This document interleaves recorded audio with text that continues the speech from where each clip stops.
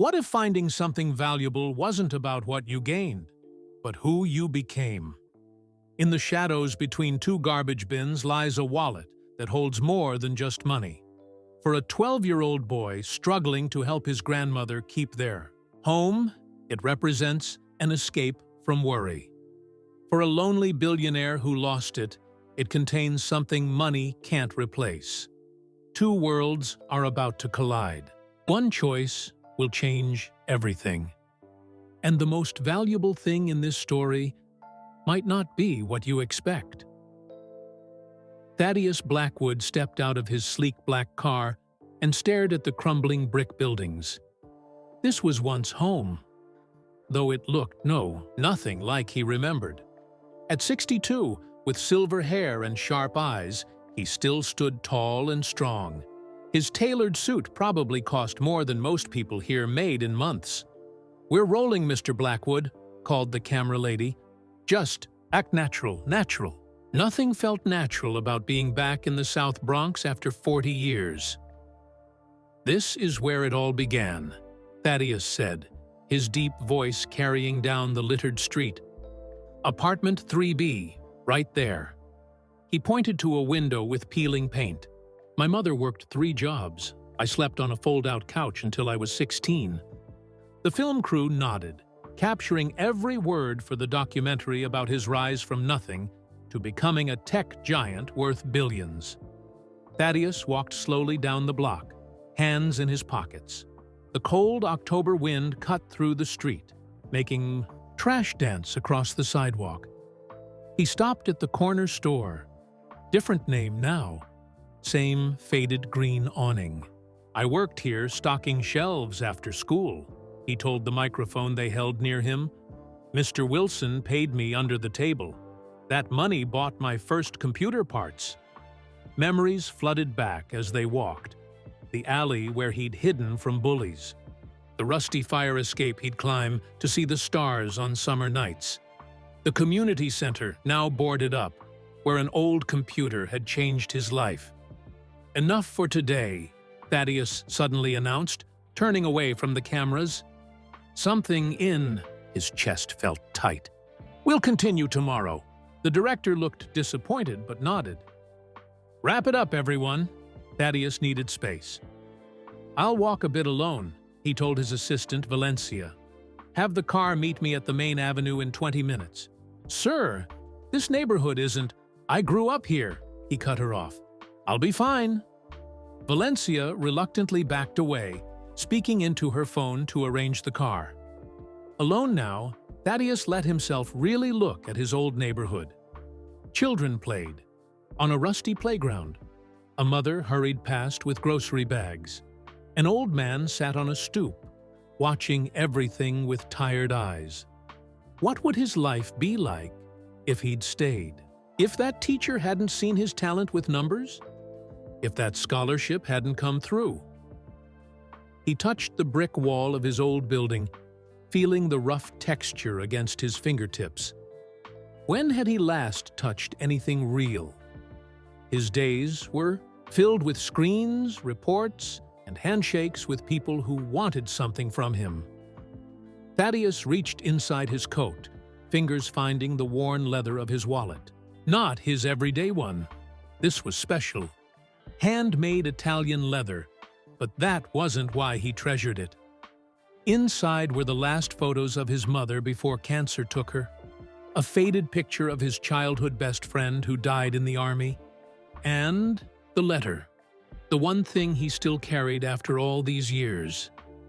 He began walking faster, lost in thoughts of the past, his mind filled with faces of people long gone, people who knew him before he was Mr. Blackwood, sir, before the money, before the loneliness of success.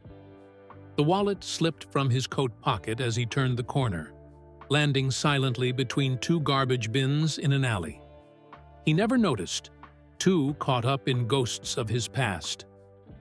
By the time Thaddeus reached his waiting car, his face had returned to its usual mask, confident, controlled, untouchable. The documentary team packed up their equipment, excited about capturing the human side of the famous billionaire. If only they knew how human he still was, underneath it all. "Back to Manhattan," he told the driver as he settled into the soft, leather seat. The car pulled away, leaving the South Bronx behind once more. Thaddeus stared out the tinted windows, watching his past disappear again. Hours later, in his penthouse 60 floors above the glittering city, Thaddeus reached for his wallet to look at his mother's photo, a ritual on hard days.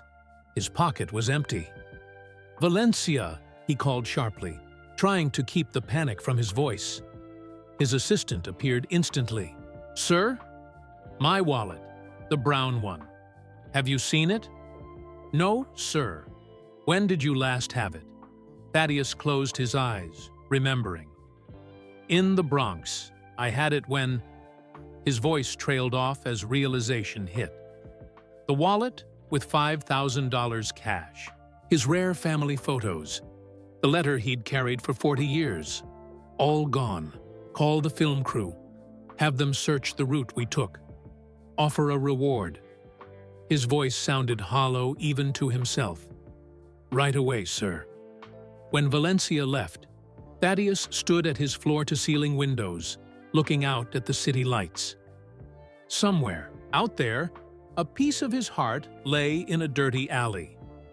Not the money. He had more than he could spend in 10 lifetimes. But those photos and that letter were the last connections to who he'd been before all this. For the first time in years, Thaddeus Blackwood felt truly lost. The morning sun barely reached between the tall buildings where Mateo Fernandez lived. At 12 years old, he was already an expert at finding things others threw away. His canvas backpack hung from skinny shoulders as he searched the neighborhood for recyclables.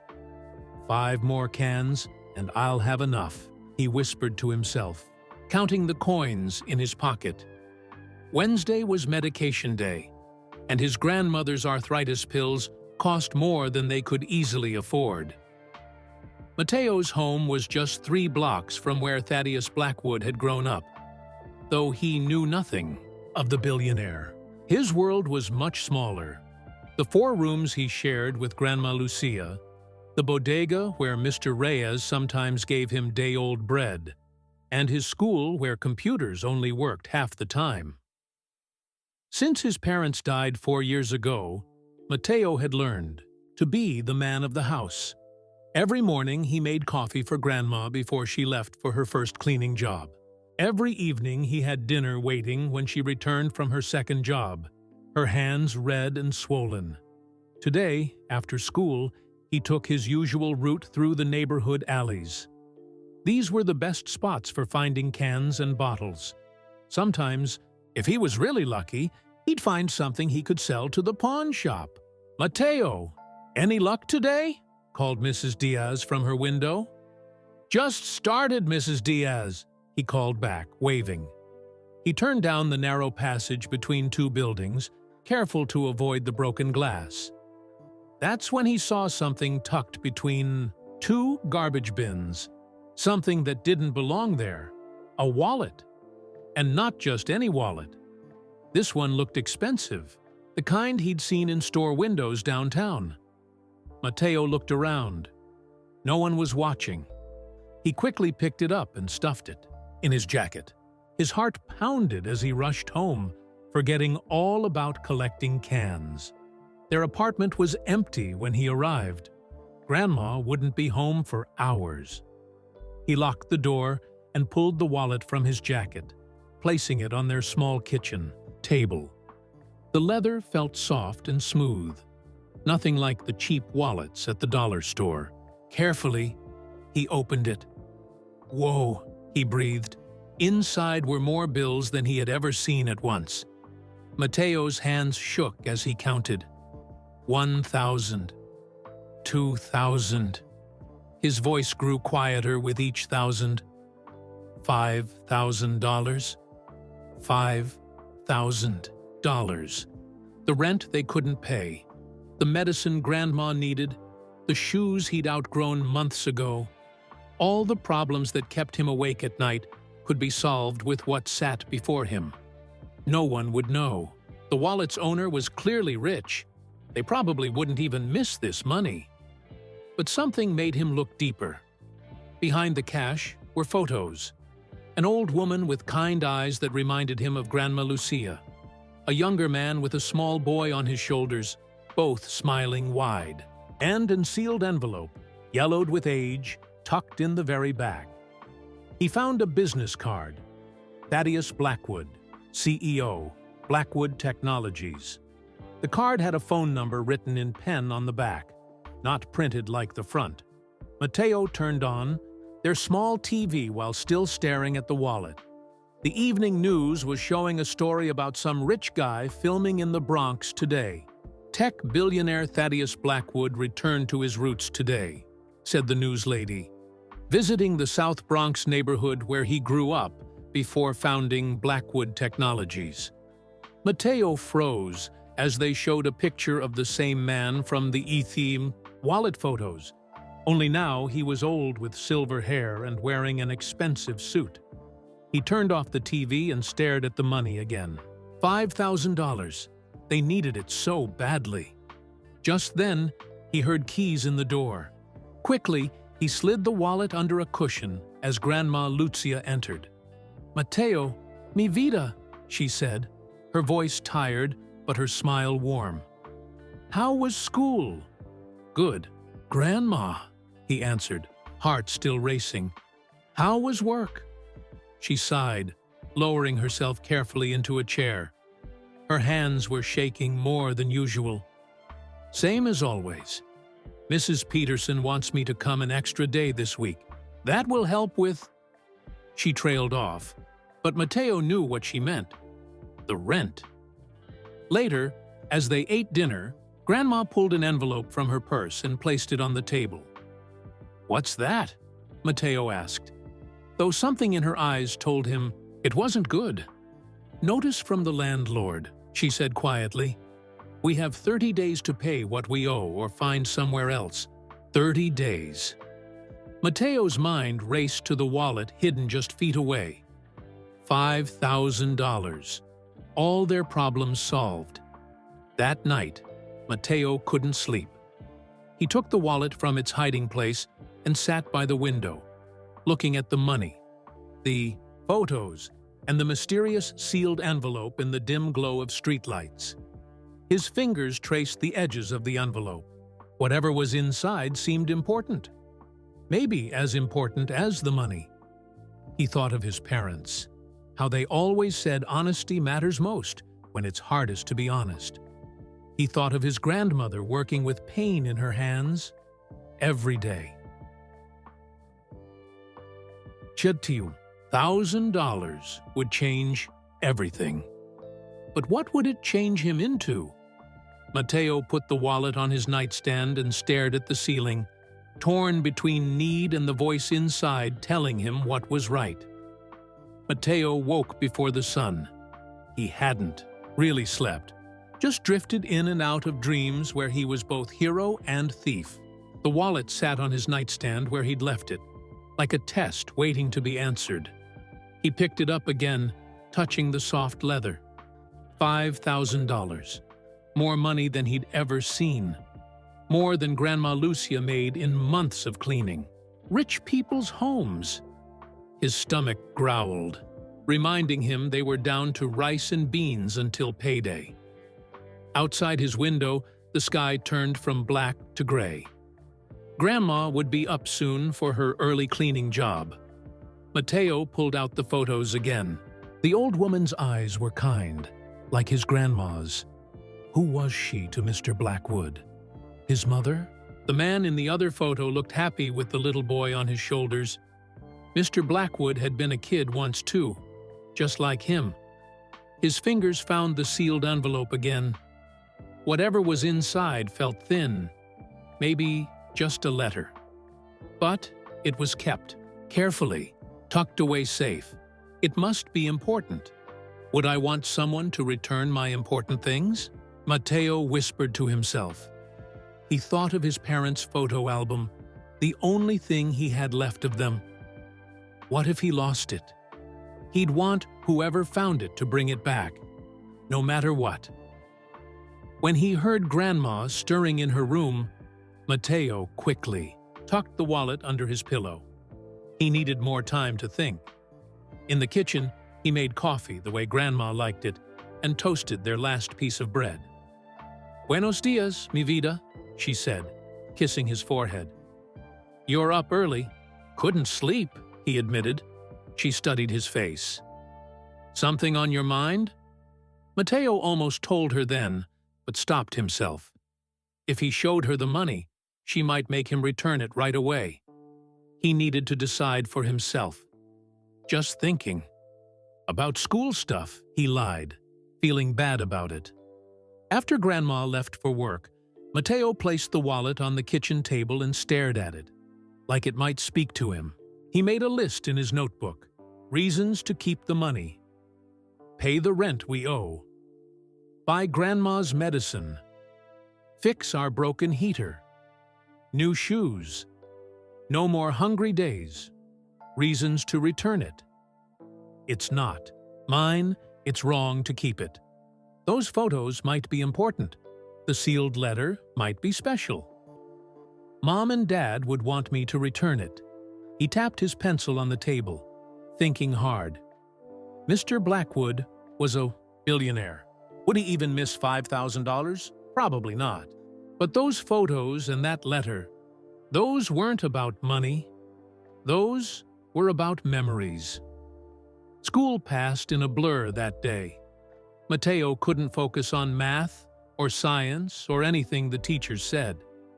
His mind kept going back to the wallet hidden under his mattress. When he got home, he found Grandma already there, sitting at the kitchen table. Her face looked gray with pain. "Grandma, you're home early." "My hands." She held them out. They were more swollen than usual, the knuckles red and angry. "Mrs. Peterson sent me home, said to come back when I'm better." Mateo felt a wave of anger. Their landlord wanted money they didn't have. The pharmacy wanted money for medicine. Everyone wanted money. And he had money, right under his mattress. "I'll make tea," he said, helping her to the couch. That night, after dinner, Mateo couldn't hold it in anymore.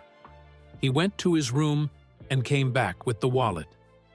"Grandma," he said quietly, "I need to tell you something." He placed the wallet on the table between them. Her eyes widened. "Mateo, where did you get this?" "I found it yesterday," he explained, telling her about finding it between the garbage bins. "There's $5,000 inside." Her mouth fell open as he showed her the cash. "And there's pictures too. And this." He held up the sealed envelope. "It belongs to a rich man named Thaddeus Blackwood. I saw him on the news." "Dios mío," she whispered, crossing herself. "That's so much money." "I know," Mateo said, voice catching. "We need it, Grandma. For your medicine. For the rent." She was quiet for a long time, looking at the wallet, the money, the photos. Finally, she reached out and took his hand.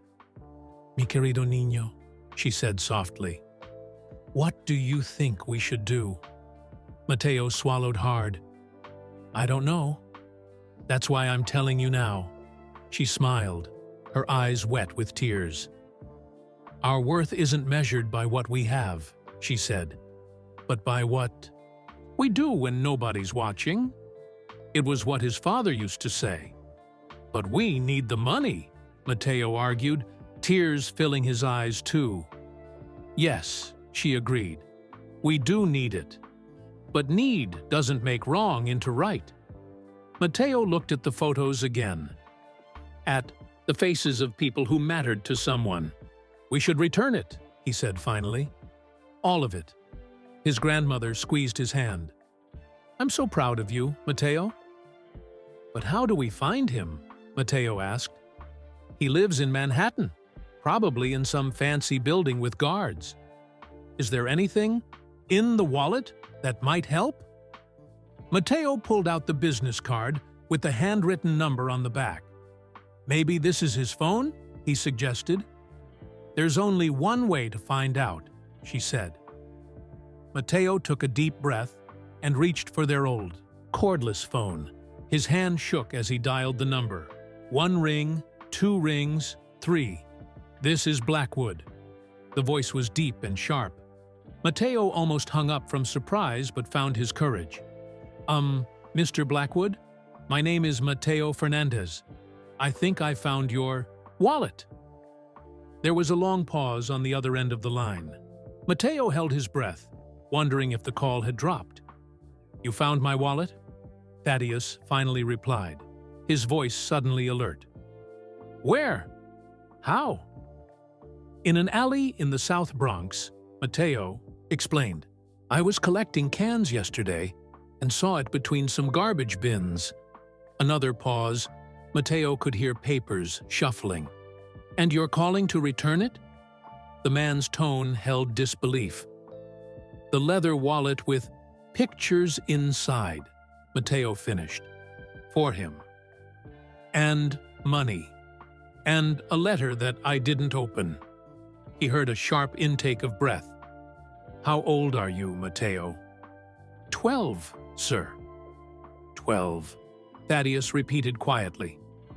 And you want to return my wallet with everything inside? Yes, sir. It's not mine.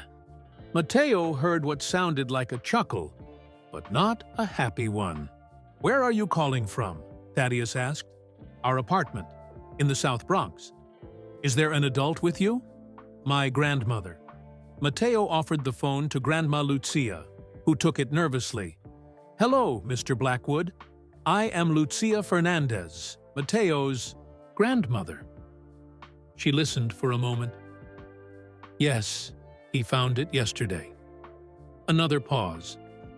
No, we did not take anything from it. Mateo watched her face as she talked. Her expression changed from nervous to surprised. Tomorrow morning would be fine, she said finally. Yes, we can come there. She hung up and looked at Mateo with wide eyes. He wants us to bring the wallet to his office in Manhattan tomorrow. Morning. His office? Mateo asked, suddenly nervous. In Manhattan? He's sending a car for us, she said, sounding just as surprised as he felt. He says he wants to thank you in person.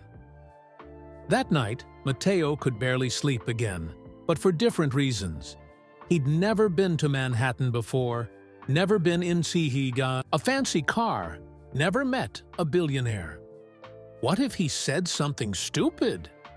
What if Mr. Blackwood thought he had taken something from the wallet? In the morning, Mateo put on his best clothes, the ones he wore for church on Sundays. They were a little small now, but at least they were clean. Grandma wore her good dress, the blue one with small white flowers. At exactly 9 o'clock, their doorbell rang. Outside was a tall woman in a neat suit. Lucia and Mateo Fernandez? She asked. I'm Valencia, Mr. Blackwood's assistant. The car is waiting. Downstairs, a shiny black car with tinted windows waited at the curb. Neighbors peeked from windows, wondering what was happening. Mateo held the wallet tightly as they climbed into the back seat, where the leather seats were softer than any chair he'd ever sat in. Wow, he whispered, as they pulled away from the curb. The drive to Manhattan showed him a changing world. Broken sidewalks became clean streets. Old buildings gave way to gleaming towers. People's clothes got fancier, their walks more hurried. The E-Dru car stopped in front of the tallest building Mateo had ever seen up close. It seemed to touch the clouds, all glass and steel reaching to the sky. Blackwood Technologies, Valencia explained, leading them inside. The lobby was huge, with marble floors that echoed their footsteps. Guards in uniforms watched everyone who entered. Mateo gripped his grandmother's hand tightly. They're here. For Mr. Blackwood, Valencia told the guard at the desk. The guard looked at them doubtfully. Mateo was aware of his too short pants and scuffed shoes. Grandma's good dress suddenly seemed old and faded in this shiny place. "I need to see ID," the guard said. Grandma fumbled in her purse for her ID card. The guard studied it with narrowed eyes. "They're not on the approved list," he told Valencia. "Mr. Blackwood is expecting them," Valencia insisted. "Call his office." While they waited, Mateo felt people's eyes on them. Workers in nice clothes walked past, some staring curiously. He wanted to disappear. Finally, the guard nodded. "Suite 6200, top floor." The elevator was like nothing Mateo had ever seen. Glass, walls that looked out over the city as they rose higher and higher. His stomach felt funny as they watched the ground fall away. "You can see the whole city," he breathed, pressing his nose to the glass. Grandma stayed in the middle of the elevator, not looking out. "Dios mío, this is too high," she murmured. At the top floor, the doors opened to a large room with desks where people worked at computers. Everyone looked busy and important. Valencia led them through to a set of wooden doors bigger than their apartment's bathroom. "Mr. Blackwood, the Fernandez family is here," she announced. The office beyond was enormous. One whole wall was windows, showing the entire city spread out below. Mateo could even see the Bronx far in the distance. Another wall held awards and photos of Mr. Blackwood with famous people. And there, behind a desk that could fit Mateo's entire bedroom on top, sat Thaddeus Blackwood himself. He stood when they entered. He was taller than he looked on TV, his silver hair perfectly combed, his suit probably worth more than everything they owned. "Mr. Blackwood," Grandma said nervously.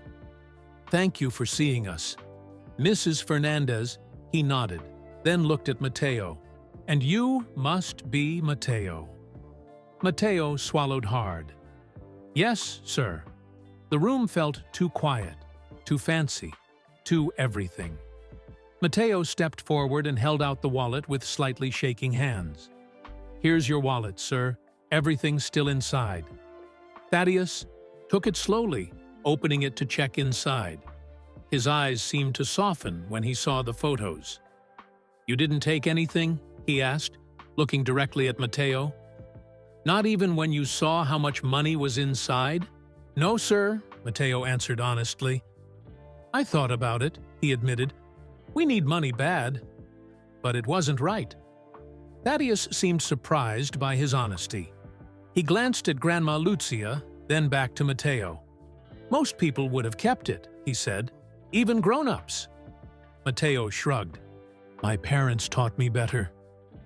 "Your parents?" Thaddeus asked, sitting down again. "Are they here in the city?" "They died 4 years ago," Mateo said quietly. "Car accident." Something changed in Mr. Blackwood's face then. The business mask slipped, a little, showing something softer underneath. "I'm sorry to hear that." He looked at Lucia. "So, it's just the two of you?" "Si," she nodded. "Just us." An awkward silence filled the room. Mateo wondered if they should leave now. He'd returned the wallet. That was what they came for. But Thaddeus surprised them. "Have you had breakfast? I was about to have mine. Would you join me?" Before they could answer, he pressed a button on his desk. "Valencia, have breakfast set up in the private dining room. For 3. Then he stood again, gesturing toward a door on the side of his office. "Please, I insist. It's the least I can do to thank you for your honesty." Mateo looked to his grandmother, unsure what to do. She seemed just as surprised by the invitation. "That's very kind, Mr. Blackwood, but we don't want to take up more of your time," Grandma Lucia said. "I've cleared my morning schedule," Thaddeus replied, checking his watch. "Unless you have somewhere to be?" Lucia hesitated. "I should be at Mrs. Peterson's house by noon." "We'll have you back in plenty of time," Thaddeus promised, leading them through a door into another large room. This one had a long table with comfortable chairs and another wall of windows. A woman was already setting out plates and glasses. "Please, sit anywhere," Thaddeus said, taking a seat at the head of the table. Matteo and his grandmother sat nervously on one side. The chairs were so soft that Matteo felt like he might sink into his. Soon, servers brought in trays of food: eggs, bacon, pancakes, fruit, and pastries that made Matteo's mouth water. At home, breakfast was usually just cereal or toast when they had bread. "Help yourselves," Thaddeus said. Matteo waited for his grandmother to take some food first, then carefully put small amounts on his own plate, not wanting to seem greedy. "Take more," Thaddeus encouraged. "There's plenty." As they ate, the awkwardness slowly faded. Thaddeus asked Matteo about school, and Matteo found himself talking about his favorite subject. "I like math the best," he said, forgetting to be nervous. "And computer class. But our school only has old computers that crash a lot." "Matteo is very good with numbers," Grandma added proudly. "His teachers say he's gifted." "Is that so?" Thaddeus looked interested. "What do you like about computers, Matteo?" "I like making things work," Matteo explained between bites of pancake. "I figured out how to fix our school computers when they freeze. And I made a small game once, just a simple one, where you catch falling stars." "You coded a game?" Thaddeus raised his eyebrows. "On school computers?" "Yes, sir. The teacher let me stay after class sometimes." "Do you have a computer at home?" Matteo shook his head. "No, sir. We can't afford one." There was an awkward silence. Matteo wished he hadn't mentioned money. "What would you do if you had your own computer?" Thaddeus asked. Matteo thought for a moment. "I'd make an app to help Grandma remember when to take her medicine. She has different pills for different times, and sometimes she forgets." "That's thoughtful," Thaddeus said, studying Matteo with new interest. He turned to Lucia. "What kind of work do you do, Mrs. Fernandez?" "Cleaning houses," she answered. "2 different families, sometimes 3 when I can." "Even with your arthritis?" Thaddeus asked, noticing her swollen hands. Lucia looked surprised that he had noticed. "We need the money," she said simply. Thaddeus nodded, then asked more questions about their lives. Matteo found himself telling him about their apartment, about school, about the odd jobs he did to help with money. "My daughter, Matteo's mother, she was good with computers too," Lucia said softly. "She wanted to study technology in college, but we couldn't afford it back in our country. That's why we came to America, for better opportunities." "What happened to her?" Thaddeus asked. "Car accident." Lucia's eyes grew sad. 4 years ago, she and my son-in-law were coming home from a movie. Drunk driver hit them. "I'm very sorry," Thaddeus said, and Matteo could tell he meant it. The room grew quiet again. Matteo pushed his food around his plate, thinking of his parents. "You know," Thaddeus said suddenly, "we have a young coders program at Blackwood Technologies." Matteo looked up, interested. "Students come on weekends to learn programming from our developers. Would that be something you'd be interested in, Matteo?" Matteo's eyes widened. "Really? Working with real programmers?" "Absolutely. We're always looking for natural talent." "I don't know if we could afford," Lucia began. "It's free," Thaddeus cut in smoothly. "It's part of our community outreach program." Matteo had never heard of such a program, but the idea of working with real computers, learning from real programmers, it was like a dream. "Could I really do that?" he asked. "I think you'd be perfect for it," Thaddeus said. Then, turning to Lucia, "Of course, we'd arrange transportation. Our company car would pick him up and bring him home." Lucia looked uncertain. "That's very generous, Mr. Blackwood, but please, call me Thaddeus," he insisted. "And it's not charity, if that's what worries you. We genuinely look for talented young people. The technology industry needs diverse perspectives." Matteo held his breath, hoping his grandmother would agree. "I would need to think about it," she said carefully. "Of course," Thaddeus nodded. "Take all the time you need." The rest of breakfast passed with lighter conversation. Thaddeus asked Matteo more about his game ideas and seemed genuinely interested in his answers. When it was time to leave, Thaddeus walked them back to his office. "I almost forgot," he said, opening a drawer in his desk. "The reward." He pulled out an envelope and held it out to Lucia. $500 is our standard reward for returned items," he explained. Lucia hesitated. "We didn't return your wallet." "For a reward, Mr. Blackwood." "I know," he said quietly. "That's why I'd like you to have it even more." Matteo watched his grandmother struggle with her pride. They needed the money badly, but accepting it felt different than earning it. "Please, Grandma," Matteo whispered, "for your medicine." Finally, she accepted the envelope with a small nod. "Thank you." "And about the weekend program," Thaddeus continued.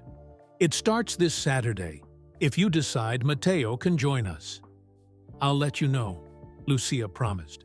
As they were leaving, Thaddeus stopped Matteo with a light touch on his shoulder. "Why did you return the wallet, Matteo?" "The real reason." Matteo thought about it. "Because the pictures looked important. And that letter, it seemed special. Money is just money. But those other things, you can't buy them back." Something flashed in Thaddeus's eyes. Recognition, maybe. Understanding. "You're right," he said softly. "You can't." Valencia appeared to escort them back to the car. As they rode, down in the elevator, Matteo couldn't stop thinking about the weekend program. Real computers. Real coding. "What do you think, Grandma?" he asked as they settled into the car for the trip home. "About the program?" Lucia looked out the window at the tall buildings. "I don't know, mi vida. It seems too good to be true. But if it is true..." Matteo's voice lifted with excitement. "We'll see," she said, but there was a small smile on her face. The first real smile he'd seen in weeks. As the car drove them back to the Bronx, Matteo couldn't help feeling that something important had changed. Not just returning a wallet, but opening a door he hadn't even known existed. That Saturday morning, Matteo woke before his alarm. He'd barely slept, too excited about his first day at Blackwood Technologies. After 3 days of thinking it over, Grandma Lucia had finally agreed to let him join the weekend program. "Just remember," she warned as he got dressed, "don't get your hopes too high. Rich people sometimes make big promises they forget about." But the sleek black car arrived exactly at 8:30 a.m., just as Valencia had said it would. The driver, even, came up to their apartment door to escort them down. "Just Matteo today," the driver explained when Lucia reached for her coat. "The program is for students only. We'll have him back by 4 p.m., ma'am." Lucia kissed Matteo's forehead. "Be good. Be respectful." "I will, Grandma," he promised, trying to hide how nervous he felt. The ride to Manhattan seemed shorter this time. Matteo watched the city transform around him, from the crumbling buildings of his neighborhood to the gleaming towers downtown. He still couldn't believe he was going to spend the day working with real computers and real programmers. At Blackwood Technologies, a friendly young woman with bright blue hair met him in the lobby. "You must be Matteo. I'm Zara," she said, shaking, his hand like he was a grown-up. I'll be your mentor in the program." Instead of going up to the top floor, they took the elevator to the 5th floor, where a sign read, "Innovation Lab." The doors opened to a large room filled with computers, gadgets, and people working at desks. "This is where we test new ideas," Zara explained. "Come on, I'll show you your workstation." Matteo followed her to a desk with a brand new laptop that looked more expensive than anything he'd ever touched. "This is mine to use?" he asked in disbelief. "For the program, yes," Zara smiled. "Let's get started." Matteo quickly discovered that there weren't any other kids around. When he asked about the other students in the program, Zara just smiled mysteriously. "It's a small group today," was all she said. The morning flew by as Zara taught him the basics of coding. She was patient and explained things clearly, never making him feel stupid when he had questions. By lunchtime, Matteo had created a simple calculator program that actually worked. "You're a natural," Zara told him. "Most beginners take days to get this far." They ate lunch in the company cafeteria, a huge room with food stations serving all kinds of meals. Matteo could choose anything he wanted, all free. "This place is amazing," he said, carrying his tray of pasta and garlic bread to a table. "It's not bad," Zara agreed. "The company takes good care of its people." Just as they were finishing lunch, the cafeteria grew suddenly quiet. Matteo turned to see what everyone was looking at. Thaddeus Blackwood was walking directly toward their table. "Mr. Blackwood," Zara said, standing up. "I wasn't expecting you today." "Just checking in," Thaddeus replied. "How's our new student doing?" "Remarkably well, sir. He's picked up basic concepts faster than college interns." Thaddeus turned to Matteo. "Are you enjoying the program so far?" "Yes, sir," Matteo nodded enthusiastically. "Zara taught me how to make a calculator program already." "Excellent." Thaddeus actually smiled, a rare sight, though Matteo didn't know that. "Mind if I join you for a minute?" He sat down at their table, ignoring the stares from other employees. For the next 15 minutes, he asked Matteo questions about what he'd learned and what he found most interesting. "What would you like to create next?" Thaddeus asked. Matteo hesitated, then said, "Remember that medication app I mentioned? For people like my grandma? I'd really like to learn how to make something like that." "That's an excellent project," Thaddeus nodded. "Zara, make sure Matteo has the resources to develop that idea." "Yes, sir," she replied, looking slightly amazed at his interest. As Thaddeus got up to leave, he put his hand on Matteo's shoulder. "Keep up the good work. I'll check in again soon." After he left, Zara leaned forward. "Do you know how unusual that was?" she whispered. "Mr. Blackwood rarely talks to anyone below director level, let alone has lunch with them, and I've never seen him smile like that at work." Matteo just shrugged. "He seems nice to me." The afternoon passed quickly as Zara helped Matteo start designing his medication app. By the end of the day, he had a basic outline of how it would work. "Next Saturday we can start building it for real," Zara promised as she walked him back to the waiting car. On the ride home, Matteo couldn't stop smiling. Wait until he told Grandma about his day. But when he arrived home, he found their apartment buzzing with activity. Men in uniforms were installing a new heater. The leaky kitchen faucet had been fixed. And in his bedroom, sitting on his desk, was a brand new laptop computer with a red ribbon on top. "Grandma?" he called, confused. "What's happening?" Lucia appeared from the kitchen, looking just as bewildered. "The landlord came by right after you left. Said the building owner ordered repairs for all apartments. And then this computer was delivered for you, a standard part of the program," they said. Matteo knew immediately who was behind all this. But why would a billionaire care about fixing their apartment? Every Saturday after that, Matteo went to Blackwood Technologies.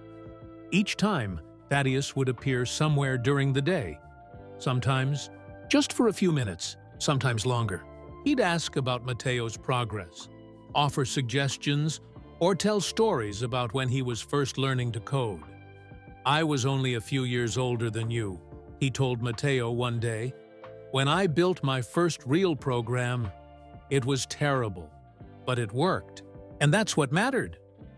After 4 Saturdays, Matteo's medication management app was taking real shape. Zara had helped him design it with large buttons and clear instructions so older people could use it easily. "My grandmother tested it last night," Matteo told her proudly. "She said even her friend with bad eyesight could read it." "That's the key to good design," Zara said, thinking about who will actually use it. Unexpected changes were happening at home too. Their landlord mysteriously canceled the eviction notice, claiming the building was under new management that was more flexible about payment plans.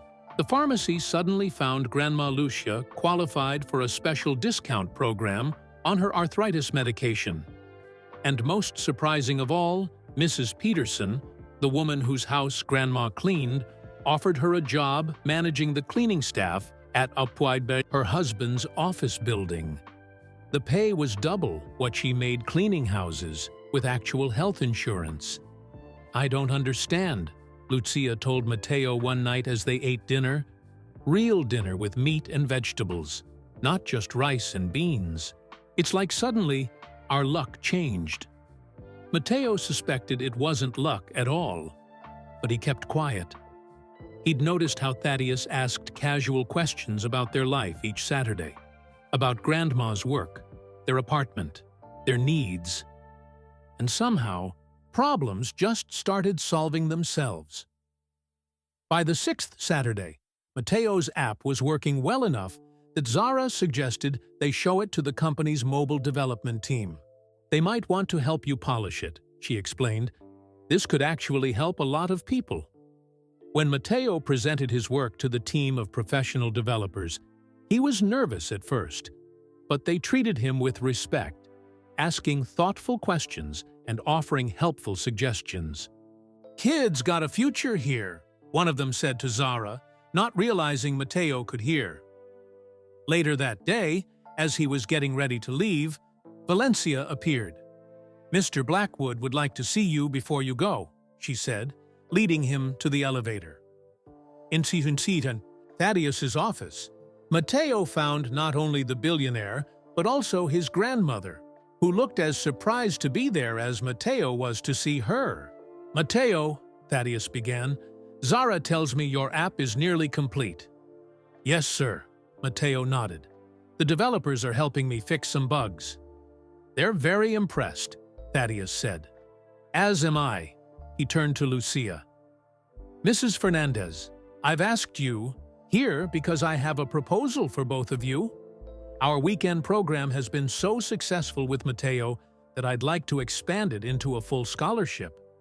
Lucia looked confused. "Scholarship?" "For Matteo's education," Thaddeus explained. "Private. School now, college later. Full expenses paid, plus a stipend for additional needs." Matteo couldn't believe what he was hearing. "Private school? College? Why would you do this?" Lucia asked directly. "We are grateful for the weekend program, but this is too much." Thaddeus looked thoughtful for a moment. "Because talent like Matteo's is rare. It should be nurtured, not wasted, because of financial circumstances." He paused, then added more softly, "And because someone once did something similar for me, a long time ago."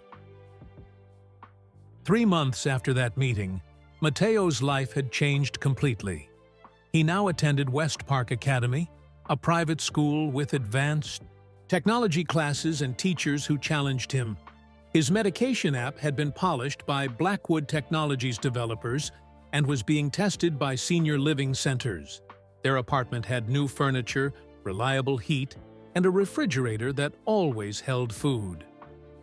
Every Saturday, Mateo still went to Blackwood Technologies, where he continued to learn and create under Zara's guidance.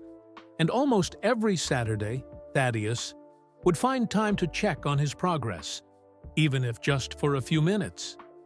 "He really believes in you," Zara told Mateo one day after Thaddeus had spent half an hour discussing Mateo's latest project. Mateo nodded, still amazed by how his life had transformed. Sometimes he worried it was all a dream he might wake up from.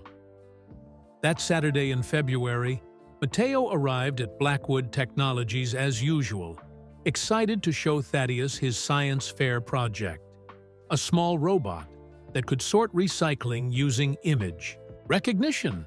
But Thaddeus wasn't there. Mr. Blackwood had to travel for an emergency, Valencia explained when Mateo asked. He sends his apologies. Mateo tried not to feel disappointed. After all, Thaddeus was a busy, important person. He couldn't always be available. But the next Saturday, Thaddeus was absent again. And the next. "Is everything okay?" Mateo finally asked Zara. She hesitated. "There's a situation with the company. Some kind of security problem. Mr. Blackwood is working around the clock to fix it. Is there anything I can do to help?" Mateo offered.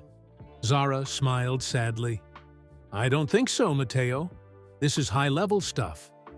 By the fourth Saturday, without seeing Thaddeus, Mateo began to worry. What if Thaddeus had lost interest in him? What if he'd decided Mateo wasn't special after all? Then worse news came. When Mateo got home that evening, he found Grandma Lucia in bed, her face pale with pain. "Grandma, what's wrong?" "Just my arthritis acting up," she said, but her voice was weak. "I'll be fine tomorrow." But she wasn't fine. By Monday, her hands and joints were so swollen she couldn't get out of bed.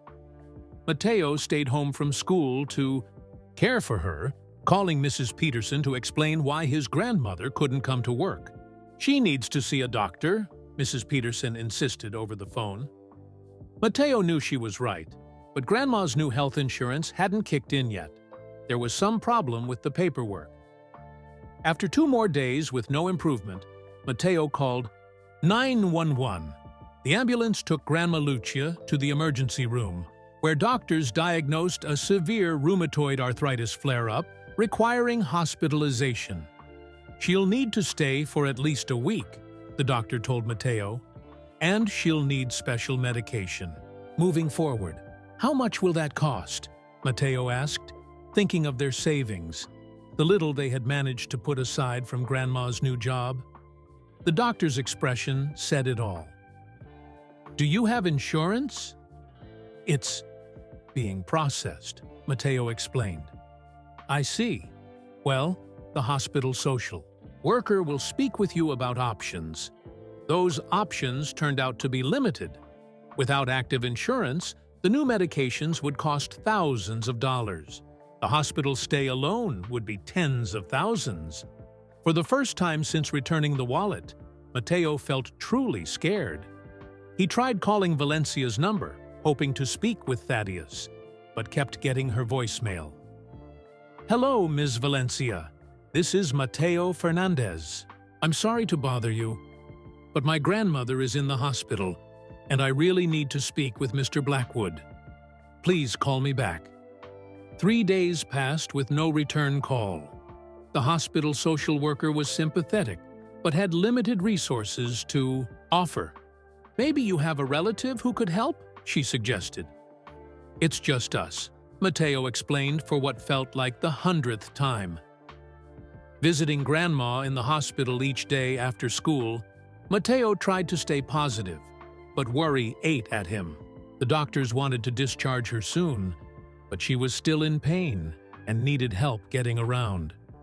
"I can take care of you," Mateo promised her. "Mi vida, you're 12, she reminded him. "You need to focus on school." School, the scholarship. What if all that disappeared because Thaddeus had forgotten about them? The thought kept Mateo awake at night. In desperation, he went to Blackwood Technologies the following Saturday, even though he wondered if he was still welcome. The security guard recognized him and let him up, but when he reached the innovation lab, he found it nearly empty. Only a few developers were there, working intensely at their computers. "Where's Zara?" Matteo asked one of them. "War room," the developer replied without looking up. "Security breach. It's all hands on deck." "Security breach?" Matteo repeated, concerned. "Someone hacked our main system," another developer explained. "They got into customers' personal data. It's a nightmare." Now Matteo understood why Thaddeus had disappeared. The company was in crisis. He found Zara in a conference room surrounded by computers and tired-looking people. She was surprised to see him.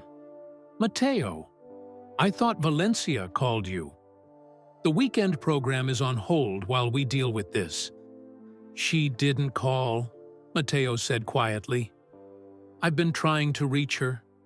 My grandmother is in the hospital." Zara's expression softened. "I'm so sorry. How serious is it?" Matteo explained the situation, including the insurance problem and mounting medical bills. "I was hoping Mr. Blackwood might help," he admitted. "But I understand he's busy with the security problem." "He hasn't slept in days," Zara confirmed. "This breach could destroy the company if we don't fix it. Customer trust is everything in tech." Matteo nodded, trying to hide his disappointment. He shouldn't have expected Thaddeus Blackwood to solve his problems. The man had $1 billion company to save. "I understand. I'll figure something out." "Wait," Zara called as he turned to leave. "Let me at least give you my personal number. I can't promise anything, but I'll try to help." On the subway ride home, Matteo made a difficult decision. He would drop out of West Park Academy and find work. Maybe the bodega would hire him after school. Maybe he could do more recycling collection on weekends. He'd need to earn money somehow to help with Grandma's medical bills. The scholarship, the coding program, the dreams of creating apps. Those would have to wait. Family came first. At home, Matteo looked around their apartment at all the nice things they now had, courtesy of Thaddeus Blackwood's generosity. For a few beautiful months, he'd believed his life could be different, that doors were open to him that had been closed to his mother. Now those doors seemed to be closing again. He sat at his desk and opened his laptop, the one Thaddeus had given him. Almost without thinking, he began coding. Not his usual projects, but something new. He lost himself in the work, forgetting his troubles for a few hours. When he finally looked up, it was past midnight. On his screen was a fragment of code that had nothing to do with his app or school projects. It was something about security, protocols, and data encryption. Matteo didn't even know why he'd written it. But as he stared at it, something clicked in his mind. "I wonder," he whispered to himself, fingers flying over the keyboard again. Matteo worked through the night, following a hunch he couldn't explain. The code patterns he'd learned while building his app somehow connected to what he'd overheard about the security breach. As morning light filtered through his window, he stared at his screen, hardly believing what he'd created. It wasn't a complete solution, but it might help. Should he send it to Zara? Would anyone even look at code from a 12-year-old kid? He was still debating when a knock at the door startled him. It was early Sunday morning. Who would be visiting? Cautiously, Matteo approached the door. "Who is it?" "Matteo?" "It's Thaddeus Blackwood." Matteo's heart jumped. He quickly unlocked the door to find Thaddeus standing there, looking exhausted. His normally perfect suit was wrinkled, his silver hair uncombed, dark circles under his eyes. "Mr. Blackwood, what are you doing here?" "May I come in?" Thaddeus asked, his voice hoarse from lack of sleep. Mateo stepped aside, suddenly aware of how empty the apartment felt without Grandma Lucia. "I just heard about your grandmother," Thaddeus said, following Mateo into the living room. "Valencia finally checked her messages this morning. I came as soon as I could." Mateo nodded, unsure what to say. After weeks of silence, Thaddeus had appeared at their door like a ghost. "How is she?" Thaddeus asked, sitting heavily on the couch. "Not good," Mateo admitted. "The doctors say she needs special medicine and care. But without insurance—" He trailed off, looking at his feet. "I'm sorry," Thaddeus said, and the words seemed to carry more weight than just a simple apology. "I've been completely consumed with this company crisis. I had no idea you were trying to reach me." "I understand," Mateo said quietly. "Your company is important." "Not more important than keeping my promises," Thaddeus replied sharply. Then, more gently, "Where is Lucia now?" "Mount Sinai Hospital. They want to discharge her soon, but she still needs help." Thaddeus pulled out his phone. "I'll take care of it. The insurance, the bills, all of it." Relief flooded through Mateo, but it was quickly followed by uncertainty. "Thank you, but what if you disappear again? What happens when the next big problem comes at your company?" The question hung in the air between them. Thaddeus looked surprised, then thoughtful. "That's fair," he finally said. "I haven't been reliable. I got caught up in saving my company and forgot about the commitments I made to you and your grandmother." He stood up and walked to the window, looking out at the Bronx neighborhood below. "When I was 11, he began, my math teacher noticed I had a way with numbers. Mrs. Winters was her name. She stayed after school to teach me advanced concepts, bought me books she couldn't afford, and eventually helped me apply for a scholarship to a school I didn't even know existed." He turned back to face Mateo. "That scholarship changed my life. But what really mattered was that she believed in me when no one else did. She saw something in me worth investing in." "Is she the one who wrote the letter?" Mateo asked. Thaddeus looked startled. "Yes. How did you know about that?" "It was in your wallet. I didn't read it," Mateo added quickly. "But I could tell it was important to you." Thaddeus nodded. "She wrote it when I left for college. I've carried it with me ever since, as a reminder." "A reminder of what?" "That one person believing in you can change everything." He paused. "When you returned my wallet with that letter, still inside, I knew you were special, Mateo. Not just honest, but someone who understands what truly matters." Mateo felt a lump in his throat. "I've been trying to reach you because Grandma got sick, but also because—" He hesitated, then turned, his laptop screen toward Thaddeus. "I think I might have figured out something about your company's security problem." Thaddeus looked skeptical, but stepped closer to examine the code on the screen. His expression changed from doubt to surprise to intense focus. "Where did you get this?" he asked sharply. "I wrote it," Mateo said. "Last night. I was thinking about encryption methods we discussed in the program, and something clicked." Thaddeus stared at him, then back at the screen. "This approach, it's exactly what we've been missing. The vulnerability is in how our system processes authentication tokens, not in the firewall like we thought." He pulled out his phone and quickly took photos of Mateo's screen. "I need to get this to our security team immediately." As Thaddeus made calls, Mateo watched in amazement. Was it possible his late-night coding could actually help save Blackwood Technologies? An hour later, Thaddeus ended his final call with a deep sigh of relief. "They're implementing your solution now. Early tests show it's working." He looked at Mateo with new respect. You may have just saved my company." "Really?" Matteo could hardly believe it. "Really?" Thaddeus sat down again. "Now, about your grandmother. I've arranged for her to receive the best care available, all expenses covered. The insurance issue has been fixed, and I want to make something clear. This isn't charity or a temporary arrangement." He leaned forward, meeting Matteo's eyes directly. "I want to establish a formal mentorship, a legally binding commitment to support your education through college and beyond. I've already spoken with my lawyers about creating a trust that will fund your schooling regardless of what happens to me or my company." Matteo's mouth fell open. "Why would you do all that for me?"